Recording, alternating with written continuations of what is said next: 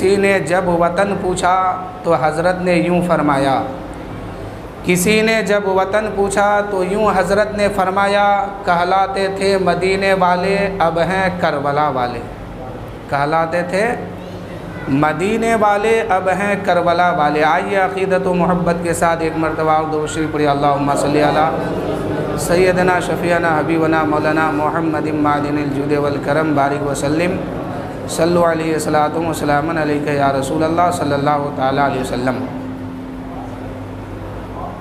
کربلا کے بعد یزیدیوں نے خیمہ حسینی کو لوٹ لیا، جو ساز و سامان ملا، جو کپڑا لتا ملا، یہ سب کو بھی لوٹ لیا۔ اس کے بعد اونٹ کے پیٹھ پر باندھ کر کے ان لوگوں کو قیدی بنایا اور لے کے جا رہا ہے کوفہ ابن زیاد کے دربار میں۔ میں بتایا تھا پچھلے جمعہ کو کہ حضرت سکینہ کا ایک واقعہ بتایا تھا، بس وہیں سے سماعت کیجئے۔ یہ قافلہ وہاں سے پھر جب چلنے لگا، دمشق کے بازار میں جب پہنچا تو شہر میں گھسنے سے پہلے ابن زیاد نے حکم دیا کہ قافلے کو وہیں پر روک دو، ٹھہراؤ وہیں پر قافلے کو۔ ادھر ابن زیاد نے دمشق کے بازاروں کو سجانے کا حکم دیا، ڈھول تاشا باجا گانا سب چیز کا انہوں نے انتظام کیا اور پورے شہر کو سجایا۔ تقریباً 36 گھنٹہ یہ قافلہ جو ہے کوفہ کے وادی میں چلچلاتی ہوئی دھوپ میں اور چٹیل میدان میں تشریف فرما تھے۔ یزید کے جتنے سپہ سالار تھا، جتنا فوج تھے، سب کے سب اپنا اپنا خیمہ لگا کے چھاؤں میں تو چلے گئے، لیکن کربلا کے لٹے ہوئے قافلے کو ان لوگوں نے کھلے آسمان کے سائے پر بیٹھا دیا۔ ریتیلی زمین ہے، تپتی ہوئی دھوپ ہے اور کھلے آسمان ہے، کوئی سایہ نہیں ہے۔ ایسے حالات میں پہلے ہی تقریباً 3 دن 4 دن سے بھوکے پیاسے ہیں اور 36 گھنٹہ اس قافلے کو کوفہ سے باہر رکھا اور ابن زیاد نے پورے کوفہ کو سجایا، پورے شہر کو سجایا، اعلان کیا کہ اے لوگو، یزید کے باغیوں کو ہم نے قتل کر دیا ہے، ان کے سر کو لایا ہے، اسے دیکھنے کے لیے آؤ۔ تھوڑا سا ساؤنڈ کم کرو، اسے دیکھنے کے لیے آؤ۔ پورے شہر میں جب یہ خبر پھیل گئی، ہر لوگ جو ہے اپنا اپنا گھر چھوڑ کر کے دیکھنے آیا ہے، ابن زیاد کے دربار میں آیا ہے۔ اور جدھر سے یہ قافلہ گھسنے والا تھا، وہاں اس وقت اس مکان کے، جس کا بھی مکان دروازہ قریب پڑتا ہے، کوئی دروازے پہ آ کے کھڑا ہے، کوئی مکان کے چھت پہ آ کے کھڑا ہے، عورت الگ الگ کھڑی ہے۔ جیسے آج محرم کا تعزیہ لے کے لوگ نمائش کرتا ہے، اپنے اپنے ایمان کا جائزہ لو۔ یہیں سے یہ خرافات شروع ہوا، کوفہ کے بازار سے۔ تعزیہ نکالنا جائز ہے، لیکن جو صورت ہے اس صورت کو اپنائیے۔ اپنے اپنے گھر میں نکالیے نا، 1 لاکھ کا، 1 لاکھ 2 لاکھ کا لگائیے اپنے گھر میں بنا کے، لیکن یہ نمائش کرنا سراسر غلط ہے۔ بہرحال اپنا خبر اپنا سمجھیے، میدان معاشر میں سب کو حاضر ہونا ہوگا۔ یزید ابن زیاد نے پورے کوفہ میں اعلان کیا کہ سب لوگ جمع ہو جاؤ۔ بجانے والے کو الگ جمع کیا، بجانے والے کو الگ جمع کیا، ناچنے والے کو الگ جمع کیا اور تماشا دیکھنے والوں کو الگ جمع کیا اور سامیانہ لگا دیا اور شہروں کو سجا دیا۔ اب ان قافلوں کو گھمایا جا رہا ہے اس شہر کے اندر، تو ناچنے والا الگ ناچتا ہے، بجانے والا الگ بجاتا ہے۔ لوگ جو ہے ایک جگہ جمع ہو گئے ہیں، پورے شہر کا لوگ ایک جگہ جمع ہو گئے ہیں اس قافلے کو دیکھنے کے لیے کہ یزید کی باغیوں کو قتل کیا گیا ہے، ان کا سر کو لایا گیا ہے، ان کے گھر کی عورتوں کو کنیز بنا کے لایا گیا ہے، ان کے گھر کی عورتوں کو قیدی بنا لیا گیا ہے۔ اے لوگوں، دیکھنے کے لیے نکل آؤ۔ سارے لوگ جمع ہو گئے ہیں۔ اب کوفہ کے اندر یہ قافلہ گھستا ہے، جیسے ہی کوفہ کے دروازے پر قدم رکھتا ہے، حضرت سکینہ پیاس سے بے ہوش ہو رہی ہے۔ اب پیاس ہے جو برداشت نہیں ہو رہی ہے، پیاس کی شدت سے نظر پڑ گئی ایک عورت کے چہرے پر۔ حضرت سکینہ کہنے لگی، اے بہن ذرا پانی پلائے گی کیا؟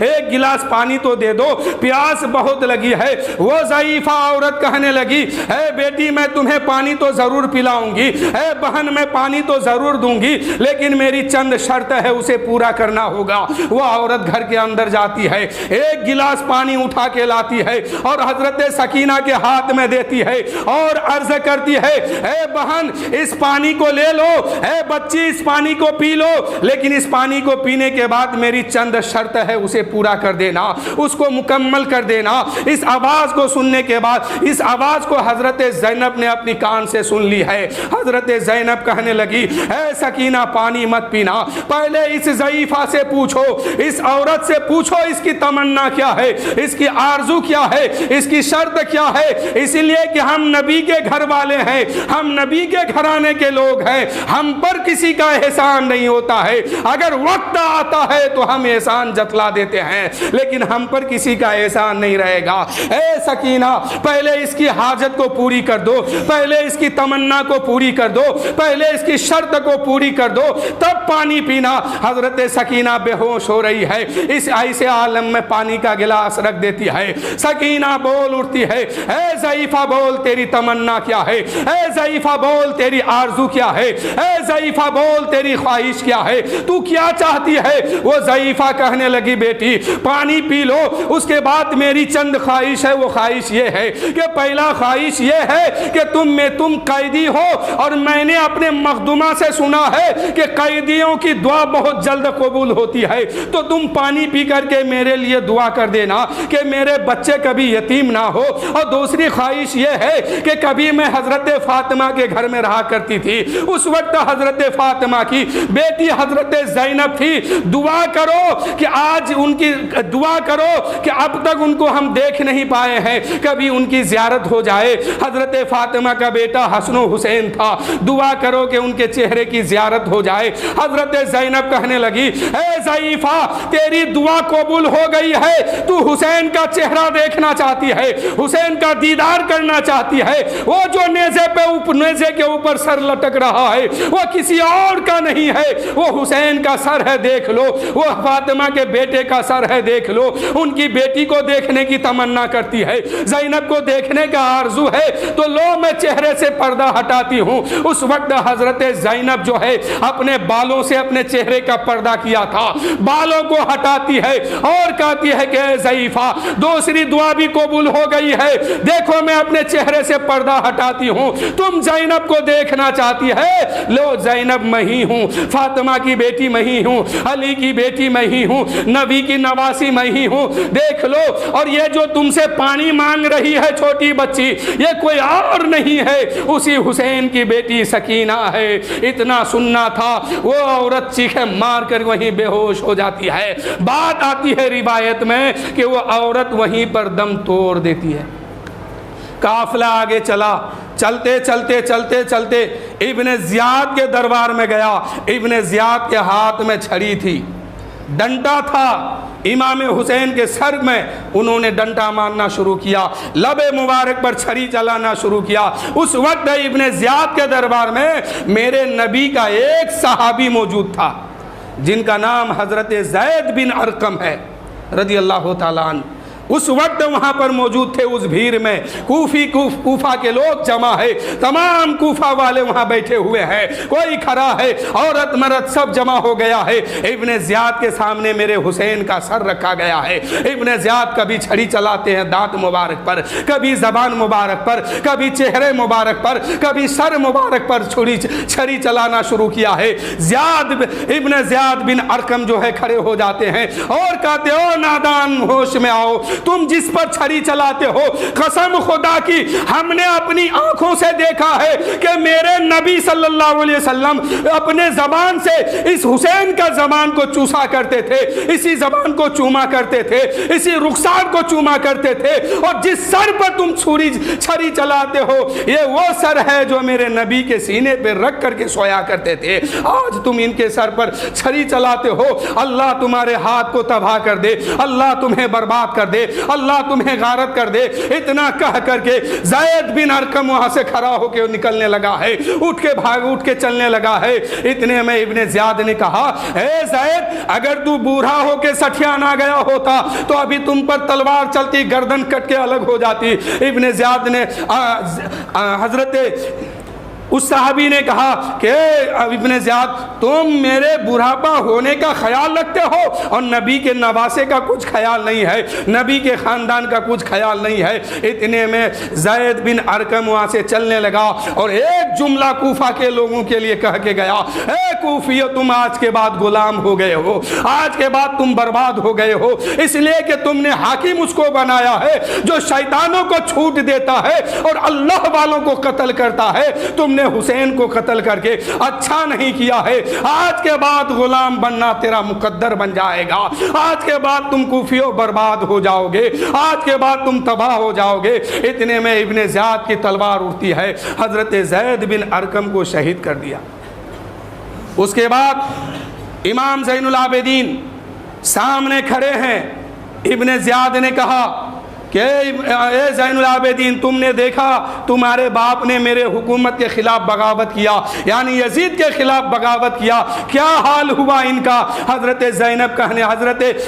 امام زین العابدین کہنے لگے، او نادانو، تم نہیں جانتے ہو کہ تمہارے سامنے کون ہے؟ ہم رسول اللہ کے گھر کے بچے ہیں، میرے نبی سب ملاحظہ فرما رہے ہوں گے اور تم جن کی بیعت بھی کرتے ہو، آخرت کی تیاری کرو، اس لیے کہ آخرت میں تم سے میں ایک ایک قطرے کا حساب مانگنے والا ہوں، تم بچ نہیں سکتے ہو، عدالت خدا کی ہوگی، سامنے مصطفیٰ جان رحمت ہوں گے، اس وقت تم کو کھڑا کیا جائے گا اور ایک ایک قطرے کا حساب مانگوں گا، اس لیے کہ میں نے اپنے بھائی کو قتل ہوتے دیکھا ہے، تم نے میرے بھائی کے سینے میں بھالا مارا تھا، اس منظر کو بھی میں نے دیکھا ہے، قاسم کے جسم پر گھوڑا دوڑا دیا ہے، اس کو بھی میں نے دیکھا ہے، اور محمد کو شہید کیا، اس کو بھی میں نے دیکھا ہے، عباس عالم بردار کے بازو کو کاٹ دیا ہے، اس کو بھی میں نے دیکھا ہے، میرے بھائی علی اصغر کے حلقوم میں تیر چلوایا ہے، اس کو بھی میں نے دیکھا ہے، میرے باپ کے گلے کو تم نے کٹوایا ہے،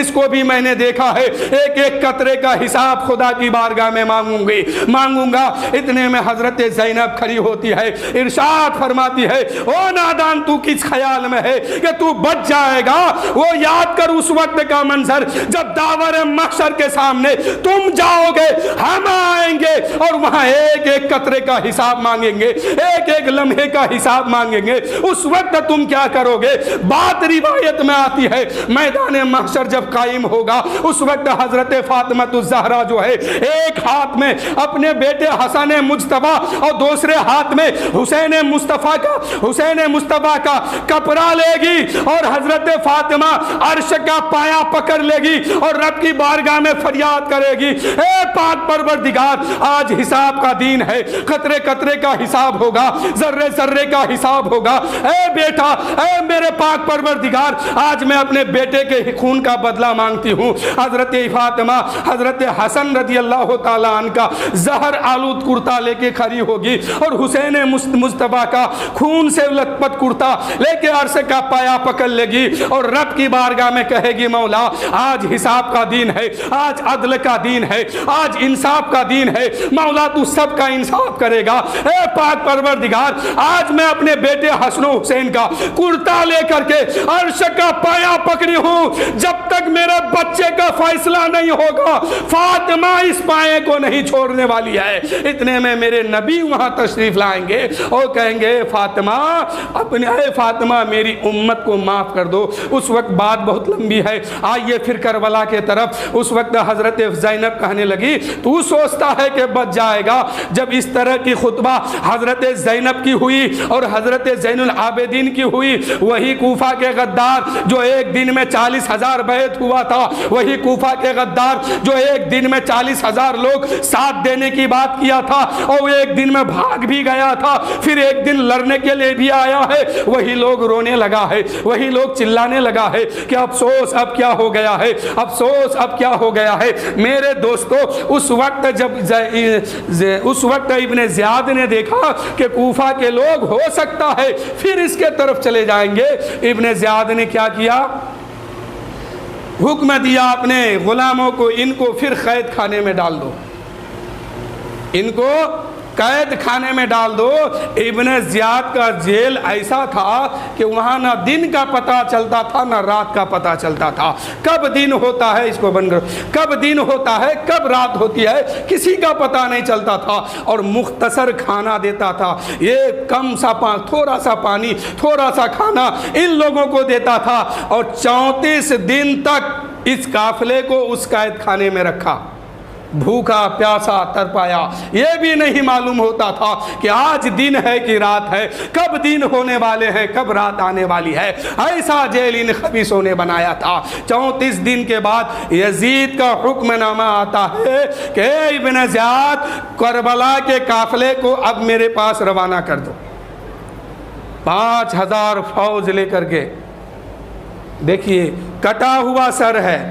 72 نیزے پہ 72 سر، امام حسین کے خاندان میں جو لوگ شہید ہوئے تھے ان لوگوں کا سر، سب صرف سر ہی سر ہے، لیکن یزیدیوں کو اب بھی ڈر ہے اس کٹے ہوئے سر سے کہ 5000 فوج لے کے ان کو رخصت کر رہا ہے۔ اکیلے جانے کی ہمت اب بھی نہیں ہے، اکیلے چلنے کی ہمت اور طاقت یزیدیوں میں اب بھی نہیں ہے، اب بھی خوف کھا رہا ہے کہ ہو سکتا ہے ایک سر اب بدلہ نہ لے لے، اس لیے کہ کربلا کے میدان سے لے کے کوفہ تک، یزید کے جیل تک، امام حسین کے سر مبارک سے جو کرامتیں ظاہر ہوئی تھی، یزیدیوں نے ان کو دیکھ کے ڈر گیا تھا۔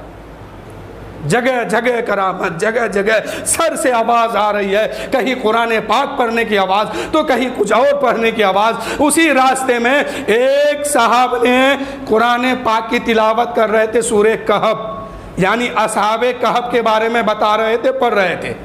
جب ادھر سے امام حسین کا سر گزرا تو امام حسین کے سر سے آواز آنے لگی، او کہف کے بارے میں بیان کرنے والوں، کیا میرا قتل اس سے کم ہے؟ اس سے میرا قتل ہونا کم ہے؟ اس آواز کو سن کر یزیدی اور بکھلا گیا۔ لیکن میرے دوستو، ایک تاریخ میں ایک بات اور آئی ہے، لوگ ان قافلے کو لے کے چلنے لگا ہے، چلتے چلتے چلتے چلتے کچھ دن کے بعد ایک گرجا گھر ملا، یزیدی تھک گیا تھا، گرجا گھر ملا، اس گرجا گھر کے دیوار میں امام حسین کا سر سب سے پہلے آگے جا کر کے اس گرجا گھر کے دیوار میں ٹیک لگا کر کے رکھ دیا، اور یزیدی آرام کرنے لگا۔ اتنے میں کیا دیکھتا ہے کہ اچانک گرجا گھر کے دیوار پھٹتا ہے، سگ ہوتا ہے، 2 حصے میں بڑھتا ہے، ایک ہاتھ اندر سے ظاہر ہوتا ہے، اور اچانک ایک لوہے کا قلم اس ہاتھ میں آتا ہے، اور امام حسین جس دیوار میں ٹیک لگا کے ان کا سر رکھا تھا، امام حسین اسی دیوار جو ہے وہ دیوار جو ہے پھٹتا ہے، ہاتھ نکلتا ہے، قلم آتا ہے، اور وہ ہاتھ اس قلم کو پکڑ کے